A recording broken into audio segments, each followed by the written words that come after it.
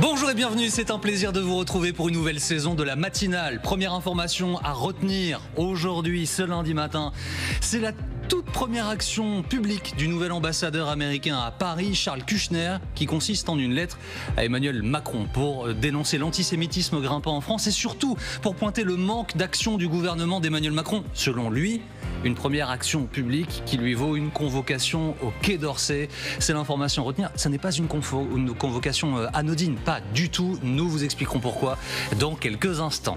C'est la rentrée, c'est votre nouvelle matinale sur LCI. Je suis très heureux de vous présenter cette équipe qui vous accompagne désormais tous les jours entre 6h et 9h. Bonjour Nicolas Dose. Bonjour. Et bienvenue pour l'économie. Solène Rioux pour les questions internationales. Bonjour Solène. Lorraine Barrière, tous les journaux, à pile, à la demi évidemment. Bonjour Lorraine.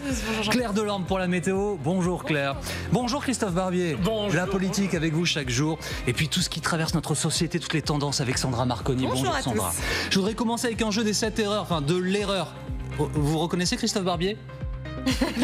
Il manque quelque chose quand même. Il y a un élément de décor qui manque quand même. L'écharpe rouge a pris sa... L'écharpe rouge a pris sa retraite. Mais je vous préviens, demain, j'enlève le bas. C'est un nouveau Christophe Barbier qui nous rejoint cette année. Nous allons vous accompagner tous les jours avec cette belle équipe pour décrypter l'actualité. Tous les sujets qui vous touchent, qui vous concernent évidemment entre 6h et 9h sur LCI. Tiens, dans quelques instants, notre première question du jour. Faut-il une nouvelle carte de France ? Cette question s'appuie sur un sondage commandé par une association un peu indépendantiste, on dirait ça, corse. Peut-être très indépendantiste, ouais. Autonomiste corse sur les personnalisations, les particularismes, les particularités. Est-ce qu'il faut du coup dessiner une nouvelle carte de France, revoir le tracé, s'intéresser au langage que l'on parle selon les endroits où l'on vit ? Eh bien, c'est la première question que l'on se posera dans quelques instants, juste après le journal. La météo. Première météo de la saison. Oui, qui s'annonce assez agité pour la semaine, donc il faudra bien en profiter aujourd'hui. C'est la plus belle et la plus chaude journée de la semaine. Vous êtes prévenus. Hein. On part sous de bons auspices pour la rentrée, puis on verra bien comment ça se passe après. C'est parti. Allez, voici votre première météo, 5h57. Bonjour et bienvenue. Il fait beau aujourd'hui et seulement aujourd'hui alors ? Oui, absolument, vraiment, il faudra en profiter. Et d'ailleurs, regardez, donc ce sont des images qui ont été prises la veille du côté de Biscarrosse. Une journée vraiment très estivale, il faisait jusqu'à 28 degrés. Et ce n'est qu'un début, car aujourd'hui, on a une petite remontée de chaleur qui va nous apporter 34 degrés du côté de la Gironde. Donc côté ciel, ça se traduit en revanche par un ciel un petit peu plus voilé sur une large façade ouest, avec un ciel un petit peu plus voilé là aussi sur l'arc aquitain. Et puis on a des entrées maritimes qui vont concerner la Méditerranée toute la journée. Partout ailleurs, c'est déjà très ensoleillé et dans l'après-midi, vous allez voir que le soleil va davantage s'imposer sur la moitié nord. Il va se voiler, certes, davantage en direction du sud, lui conférant un aspect un petit peu plus laiteux. Et puis, on a quand même de l'instabilité à mentionner en fin de journée, surtout près de la Méditerranée et des Pyrénées, avec des nuages qui vont se faire de plus en plus menaçants, pouvant conduire à quelques averses. Attention, une dégradation orageuse est possible entre Corse et continent en fin de soirée. Des orages assez costauds, donc c'est peut-être pas le moment de prendre le ferry. Donc pour ce qui est des températures en matinée, c'est vrai qu'elles sont encore un petit peu fraîches sur un large quart nord-est, 7 degrés, pas plus en direction des Ardennes, mais dans l'après-midi, la chaleur est quand même assez marquée en direction du sud-ouest. Regardez, donc 34 degrés près de la Gironde, 32 à 33 degrés près de la vallée de la Garonne, c'est quand même beaucoup plus tempéré, mais conforme aux normales saisonnières en direction du nord, 25 degrés en direction de la Bourgogne par exemple. Merci beaucoup Claire et bienvenue si vous nous rejoignez sur LCI. C'est la première matinale de la saison. Le journal de 6h est présenté par Lorraine Barrière. Bonjour Lorraine. Bonjour à tous. À la une de l'actualité ce lundi 25 août, Emmanuel Macron, une nouvelle fois accusé de ne pas agir suffisamment contre l'antisémitisme. Après Benyamin Netanyahou, c'est maintenant l'ambassadeur américain à Paris qui charge le président de la République. La France a convoqué le diplomate. Le SAMU du Mans bientôt visé par une plainte pour homicide involontaire après la mort d'un homme de 24 ans qui avait contacté le 15 à 2 reprises. Des experts indépendants pointent de graves négligences dans la prise en charge de ce jeune homme par le corps médical. Après un été studieux, François Bayrou fait sa rentrée politique aujourd'hui. Il répondra aux questions des journalistes cet après-midi, notamment au sujet de budget 2026, alors que l'inquiétude et la colère des Français grandit. Attention, si vous êtes propriétaire, la taxe foncière arrive. Les avis vont atterrir dès aujourd'hui dans votre boîte aux lettres. 32 millions de Français sont concernés. Et si vous habitez Le Havre, Nîmes ou encore Saint-Étienne, la note risque d'être salée. Nous commençons votre journal avec l'information de la nuit. La France a convoqué l'ambassadeur américain à Paris après ses propos, je cite, jugés inacceptables envers Emmanuel Macron. Oui, Charles Keshner a accusé le président de la République, je cite, d'absence d'action suffisante dans la lutte contre l'antisémitisme. Critique qui fait écho à la violente charge de Benyamin Netanyahou un peu plus tôt la semaine dernière. On retrouve à Washington notre correspondant TF1 LCI, Mathieu Derrien. Mathieu, Charles Keshner, c'est un diplomate qui est connu aux États-Unis et c'est un très proche de Donald Trump. Mathieu Derrien, notre correspondant aux États-Unis. Revenons en France, les médecins régulateurs du SAMU ont-ils failli? La question se pose après le décès d'un homme de 24 ans à Mamers dans la Sarthe. Après 2 appels au centre 15, aucun secours n'a été envoyé au domicile de la famille de la victime. Esteban se plaignait de fortes douleurs dans la poitrine. Sa famille va porter plainte pour homicide involontaire. Maxence Lidiard.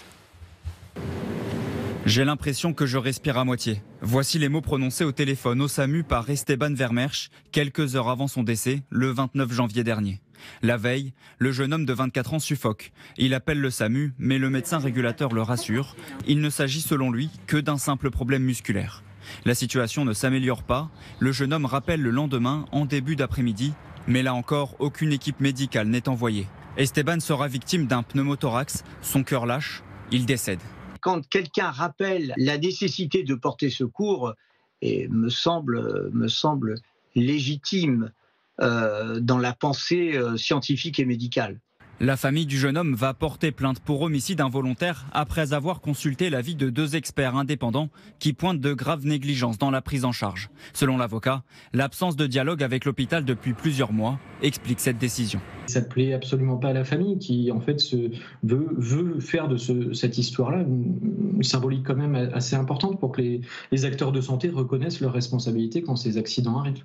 Contacté, le directeur du centre hospitalier du Mans n'a pas souhaité commenter, mais se tient à disposition des autorités. L'hôpital sera bien entendu à disposition des autorités judiciaires. Le cas échéant, si une enquête pénale venait à être ouverte sur les circonstances du décès. Une fois la plainte déposée, reste à la justice d'ouvrir ou non une enquête. C'est la piste d'un serial killer qui est désormais privilégié à Choisy-le-Roi. Un sans-abri a été mis en examen, incarcéré pour le meurtre de 4 personnes dont les corps ont été retrouvés dans la Seine. Le principal suspect, âgé d'une vingtaine d'années et d'origine nord-africaine, était interrogé depuis 4 jours par les enquêteurs. ADN, papier d'identité et téléphone le lient aux 4 victimes. Marie Belot du service police-justice TF1 LCI reviendra sur cette affaire dans notre prochain journal à 6h30. À l'étranger, Volodymyr Zelensky demande une nouvelle fois à rencontrer Vladimir Poutine. Un nouvel appel du pied qui devient oppressant pour Moscou. Sergueï Lavrov, le chef de la diplomatie russe, a dénoncé cette insistance. Une rencontre entre les 2 chefs d'État semble désormais peu probable. On écoute Volodymyr Zelensky. Nous devons continuer à faire pression sur la Russie pour qu'elle mette fin à cette guerre dans la dignité, avec une sécurité et une paix garanties.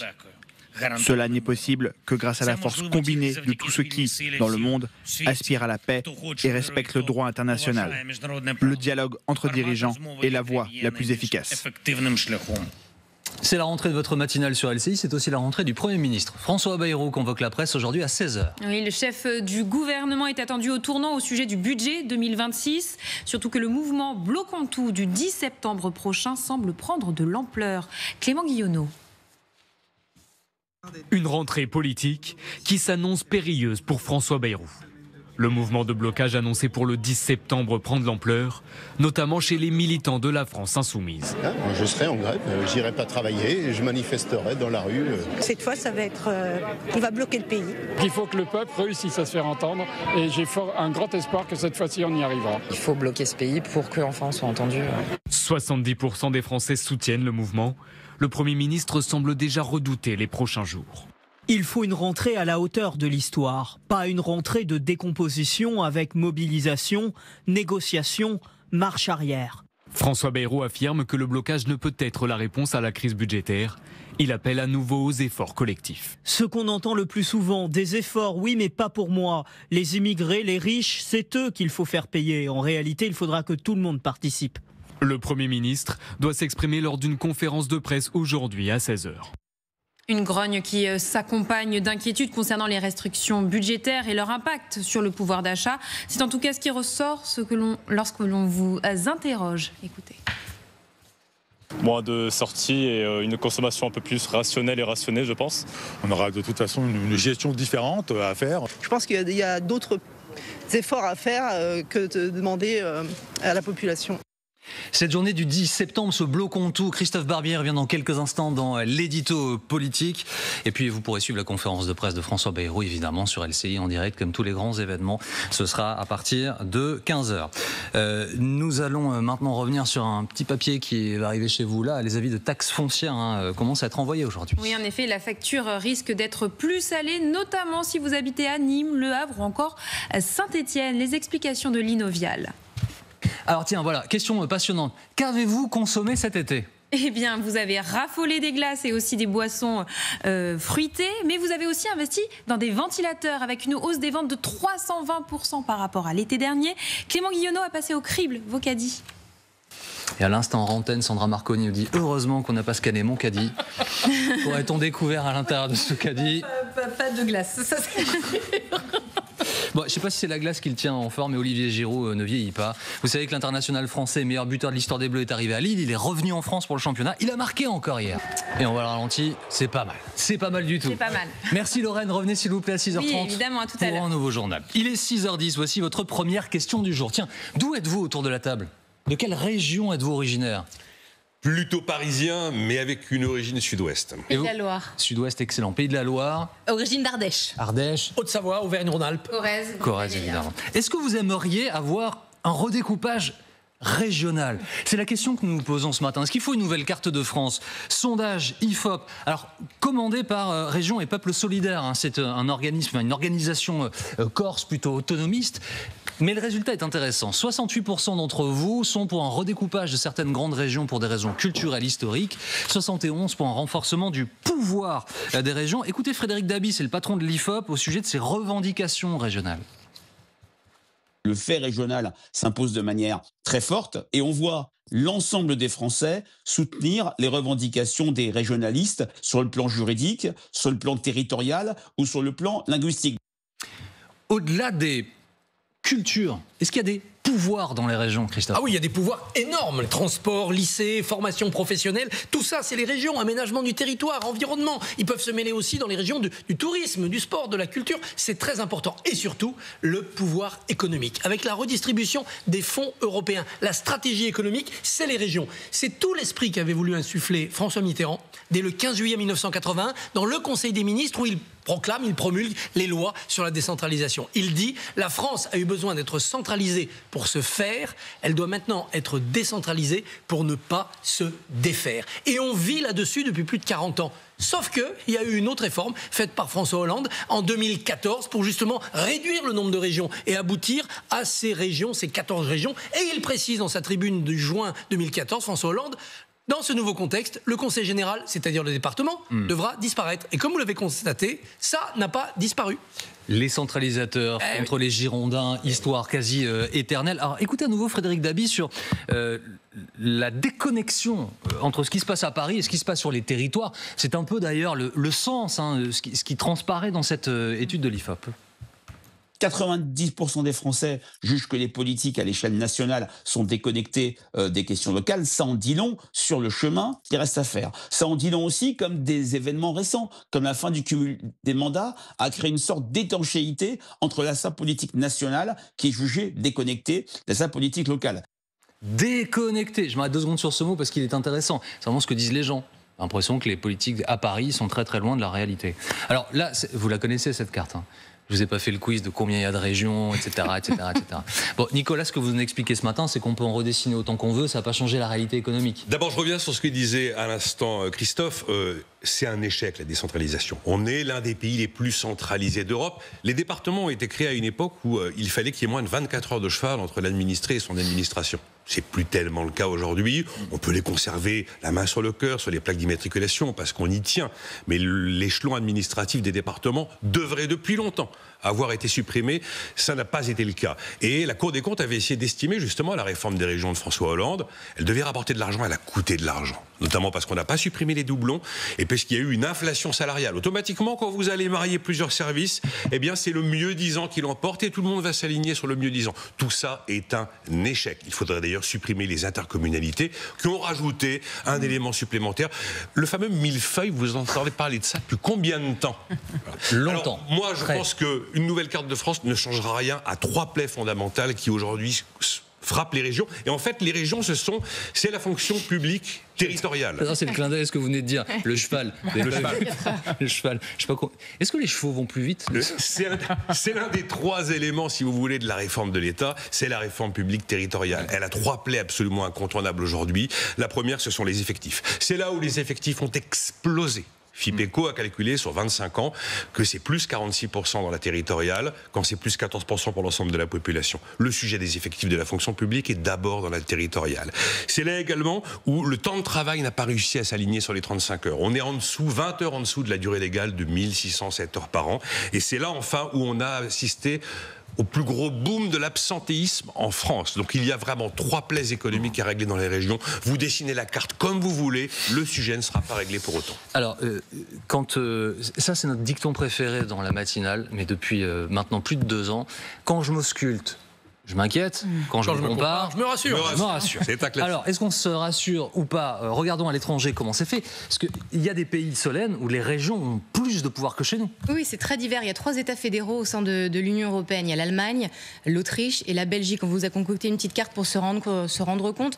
En vert, ce sont les États unitaires, donc comme la France. C'est la grande majorité. C'est là où le pouvoir, en gros, il y a un seul lieu de pouvoir politique, législatif, judiciaire. En jaune, 2 États régionaux, donc. Et puis, ces 3 fameux États fédéraux que je vous ai cités. En fait, ça fonctionne avec des Länder. Il y a 16 Länder en Allemagne, il y en a 9 en Autriche et puis 3 subdivisions en Belgique, c'est un petit peu différent. Mais ce qu'il faut savoir, c'est que chaque Länder, en fait, a son propre parlement, sa constitution, son gouvernement qui est dirigé par ce qu'on appelle un ministre-président et ils sont autonomes en fait dans de nombreux domaines, par exemple l'éducation, la police, les aides sociales, l'environnement, les affaires culturelles, la politique culturelle. Ce qui est intéressant, alors c'est peut-être mon prisme de journaliste, mais c'est que chaque Länder a aussi sa propre chaîne de télévision publique. Et à l'inverse, c'est vrai que la fédération vraiment a une compétence exclusive sur tout ce qui est régalien, la sécurité, la défense, la politique étrangère. C'est un fantasme, Christophe. J'en entends parler depuis presque toujours. Bien sûr. Ouais. On ne sera jamais un pays fédéral. Jamais. Nous sommes construits à partir de l'État central et souvent dans une forme de brutalité. En revanche, on peut être un État décentralisé. Et là, le problème, il n'est pas tant chez les politiques. Nicolas l'a dit, il est dans les administrations. C'est ça qu'il faut réussir à briser. Mais il faudra aussi que les collectivités locales assument leurs responsabilités. Les chiffres d'absentéisme, la gabegie d'argent public, ils ne pourront plus réclamer de l'argent à l'État. Justement, encore un mot, Nicolas, parce qu'il y a quelque chose, je pense, pour les gens qui est compliqué à cerner. Il y a un budget national, il y a des budgets régionaux abondés pour partie par l'État. Pour partie. Et on demande aux concitoyens de participer à tout. Et les régions disent à l'État, mais vous nous piquez nos sous. Enfin, on a du mal à trouver ces petits. On va quand même trouver un petit peu de crème à passer dans le dos des collectivités locales. Et je continue sur ce que disait Christophe. Il y a eu une faute fondamentale commise par Emmanuel Macron, c'est la suppression de la taxe d'habitation. Dieu sait si je ne suis pas un ami des sadofiscalistes. Et ici, vous ne m'entendrez pas défendre l'imposition absolue, les prélèvements obligatoires. Mais c'est un impôt qui avait du sens. Vous passez le seuil de votre porte, vous voyez le résultat de la taxe d'habitation. Et effectivement, on parlait à l'instant dans le journal de la taxe foncière. Partout, les collectivités se refont la cerise avec la taxe foncière parce que la taxe d'habitation a, à tort, été totalement supprimée. Il y en a pour pas loin d'un point de PIB. Donc si je résume nos propos et vos propos autour de la table, faut-il une nouvelle carte de France plutôt? Non. En tout cas, il n'y a pas d'intérêt à le faire. Une nouvelle philosophie de la France. Et on a pu, grâce à ces belles images, nous promener un peu partout dans ce beau pays. 6h18, l'édito Paul avec Christophe Barbier. Alors, le 10 septembre, je ne sais pas ce que vous faites, mais il y a un appel au blocage du pays, un peu sur le modèle Gilets jaunes, on a l'impression, on ne sait pas tellement bien d'où vient ce mouvement. En tout cas, il attise la curiosité, il suscite les convoitises. À quoi faut-il s'attendre? Soyons honnêtes, personne n'en sait rien. C'est nébuleux, c'est imprévisible, le mouvement est de plus en plus soutenu, mais quelle forme prendra-t-il? On ne sait pas. Tout ce qui démarre sur les réseaux sociaux, de toute façon, depuis des années maintenant, ça a pris cette forme imprévisible, avec ici une origine très composite. Au départ de ce mouvement Bloquons tout, on trouve trouve des antivax, le convoi de la liberté. On trouve des groupuscules sur Internet marqués à l'extrême droite, comme les Essentiels. D'autres individualités venues plutôt de l'extrême gauche. Et bien sûr, vous l'avez dit, d'anciens gilets jaunes. Ça a évolué dans son mode d'organisation. Ça a évolué aussi dans son objectif. Au départ, c'était bloquons tout. On se confine tous chez nous, on ne consomme plus, on ne va pas travailler. Le pays doit être à l'arrêt, s'éteindre. Maintenant, ça ressemble plutôt à un appel à une grande manifestation avec démonstration de force dans la rue, doublée d'un appel désormais à la grève générale. Et la nouveauté de ce week-end, c'est l'entrée en piste des partis politiques de gauche. Et oui, alors ils disent qu'ils soutiennent le mouvement. On se demande si les partis de gauche n'espèrent pas que le mouvement du 10 septembre vienne les soutenir, eux, les partis de gauche, si affaiblis, et leur redonner du tonus pour leur bataille de l'automne. À quoi a-t-on affaire ? On a affaire à une opération élémentaire de récupération. Quoi qu'en disent les leaders des partis, tiens, écoutons Olivier Faure, qui évidemment n'est pas d'accord avec moi. Notre vocation n'est pas non plus de la canaliser, de la dompter, de l'instrumentaliser, de la soumettre, mais de lui offrir un débouché politique. Oh, offrir un débouché politique, quelle belle définition de la récupération. Voici mon débouché, votez pour moi. C'est très bien, c'est très sympathique, mais on le voit, on veut à gauche ne pas rééditer la faute des Gilets jaunes. La gauche a raté le mouvement des Gilets jaunes. Je me souviens de Jean-Luc Mélenchon me disant que c'était un mouvement poujadiste. Ça, c'était en novembre 2018. Ah ouais. Et puis après le 1er décembre, c'est-à-dire la manifestation à l'Arc de Triomphe, le saccage, d'un seul coup, Jean-Luc Mélenchon faisait l'apologie du mouvement des Gilets jaunes. Il glorifiait, rappelez-vous, Éric Drouet, homonyme d'un autre Éric Drouet, celui qui avait arrêté le roi Louis XVI à Varennes le 21 juin 1791. Eh bien, Jean-Luc Mélenchon ne veut pas passer à côté du 10 septembre, qu'il appelle d'ailleurs les septembristes, un autre mot de vocabulaire révolutionnaire de 1792. Mélenchon, cette fois-ci, il prend les devants pour dire aux manifestants du 10 septembre, venez à moi, et il s'en explique, c'est pour leur bien, bien sûr.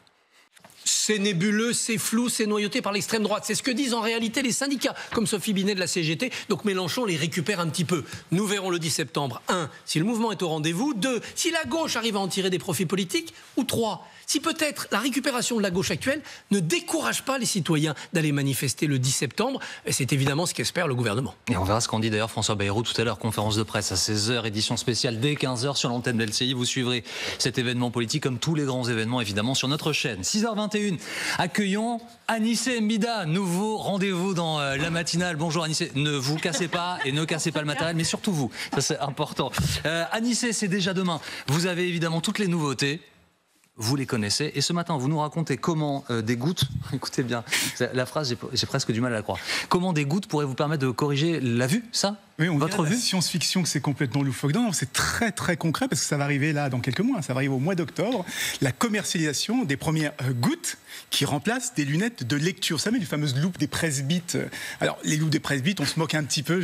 Solène se moque un petit peu, mais on passera tous par là parce que vous le savez, entre 40 et 45 ans, les muscles des yeux finissent par fatiguer. On a le temps. On a le temps. Les muscles des yeux finissent par fatiguer. Le cristallin, qui est notre lentille naturelle, elle a un peu plus de mal à faire le point de près. Donc, du coup, on a les bras qui s'allongent, on a du mal à lire de près. Il y a les petits-enfants qui se moquent parce qu'on est obligé de zoomer sur son téléphone portable. Eh bien, la promesse avec ces gouttes, c'est qu'il suffit d'en mettre une dans chaque œil et 30 minutes après, eh bien, la vision de près est parfaitement corrigée. On n'a plus besoin de mettre de lunettes, plus besoin de rien mettre. Alors, ça fait des années qu'on travaille, qu'on développe ces gouttes ophtalmologiques, on pourrait les appeler comme ça. Et justement, une entreprise américaine, un laboratoire américain vient d'obtenir l'autorisation de commercialisation sur le marché. Alors, pour le moment aux États-Unis, mais très très bientôt en France et en Europe. On l'achète une fois, ça suffit, c'est permanent, ou est-ce qu'il faudrait y revenir tous les mois ? Non, malheureusement, c'est temporaire, c'est-à-dire qu'avec les larmes et avec le mouvement des paupières, justement, l'effet finit par s'estomper, mais ça dure quand même entre 8 et 10 heures, c'est quand même pas mal, c'est une journée de travail. Alors ça coûtera un petit peu cher parce qu'il faudra compter à peu près 70 € pour un mois de gouttes. Donc ça reste quand même assez cher et c'est un élément de confort, on va dire. On appelle ça un élément de confort et c'est pour ça que ça ne sera pas remboursé. C'est plutôt pour, vous savez, pour éviter de jongler avec les lunettes de lecture, les verres progressifs qui parfois posent problème et ce genre de choses. Et pour moi, ça montre un peu la tendance qu'il y a actuellement en matière de recherche médicale, c'est-à-dire qu'on va plutôt se concentrer sur les traitements qui sont les plus confortables et les moins invasifs possibles, plutôt que d'aller vous curer la cornée ou vous emprisonner l'œil comme on le fait aujourd'hui. Oui, c'est ça, que vous curez la cornée, là ça m'a pas fait super envie. Juste un dernier mot, il y a quoi dedans ? C'est évidemment l'inquiétude. Alors j'ai regardé, il y a un petit produit qui va jouer sur l'acidité des larmes pour faire en sorte que le cristallin, notre fameuse lentille, soit beaucoup plus flexible. Et ça permettrait, selon leurs études, de gagner 3 lignes sur le tableau de vision de près. Et donc, alors juste, il faudra quand même faire attention aux effets secondaires, parce qu'il y a déjà il y a eu des gouttes qui ont été commercialisées. Il y a déjà des gens qui ont perdu la vue. Voilà. Il y a eu des gouttes qui ont été commercialisées qui proposent la même chose, mais si vous n'en avez pas entendu parler, c'est tout simplement parce que parfois les effets secondaires étaient supérieurs aux bénéfices. Donc on attend le mois d'octobre, on vérifie que ça fonctionne bien, mais si ça marche, peut-être qu'on est au début du futur où on va corriger ça uniquement avec des gouttes. Voilà, on vous offre un cobaye. Merci beaucoup Anis, et revenez demain 6h20 s'il vous plaît. Anis et Mida tous les matins, c'est déjà demain. Dans quelques instants, alors si vous achetez le Parisien ce matin, vous allez voir en une que vous êtes contre, c'est bien cet ordre-là, et les jours fériés, proposition de supprimer 2 jours fériés de François Bayrou, vous êtes contre cette proposition. Nicolas Dose y revient dans quelques instants. Dose et l'écho à suivre juste après les infos et la météo. À tout de suite. Merci beaucoup Claire, bienvenue si vous nous rejoignez sur LCI. Vous regardez la matinale, le journal de 6h30 est présenté par Lorraine Barrière. Les médecins régulateurs du SAMU du Mans ont-ils failli? La question se pose après le décès d'un homme de 24 ans. Sa famille va porter plainte pour homicide involontaire. Vous entendrez l'avocat des parents d'Esteban dans ce journal. C'est une décision rarissime. La France convoque l'ambassadeur américain à Paris après ses critiques envers Emmanuel Macron, accusé de ne pas en faire assez contre l'antisémitisme. Le diplomate est un très proche de Donald Trump. François Bayrou fait sa rentrée politique aujourd'hui, répondra aux questions des journalistes cet après-midi. Au centre des préoccupations, le budget 2026 qui crispe les Français et suscite la colère. Le mouvement Bloquons tout prévu le 10 septembre semble prendre de l'ampleur. Commençons votre journal avec cette histoire tragique au Mans. Un homme de 24 ans est mort malgré les appels au SAMU. Esteban avait contacté le 15 à 2 reprises. Des experts indépendants pointent de graves négligences dans sa prise en charge par le corps médical. Sa famille va porter plainte pour homicide involontaire. Écoutez l'avocat des parents d'Esteban.